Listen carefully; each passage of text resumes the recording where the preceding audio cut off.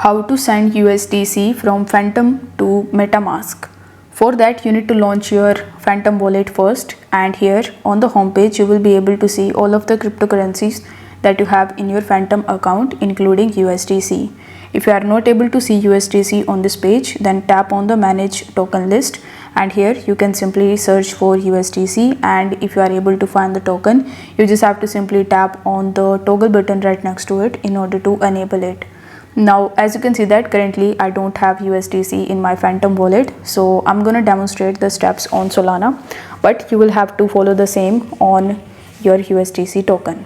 So let's say this is USDC, so you need to simply tap on it, and here you need to tap on the more option so that you could see the send option. Now if you are not able to find the send option over here, then tap on the send option in the top, and from this list you need to select USDC. Then it will ask you to provide the address. So in order to get the address, you just have to simply open your MetaMask mobile application.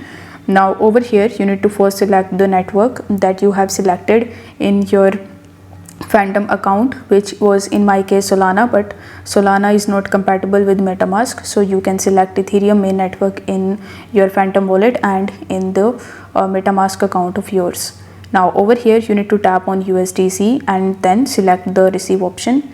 Then you need to copy this address from here, then go back to this section and paste the address in this section and press next in the bottom. Now you need to enter the amount of Solana that you want to transfer, and you need to press next in the bottom. On the next page you just have to simply confirm your transaction, and once your transaction is completed, you will be able to send your USDC from the Phantom wallet to your MetaMask wallet.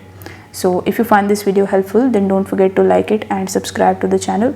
Thank you so much for watching.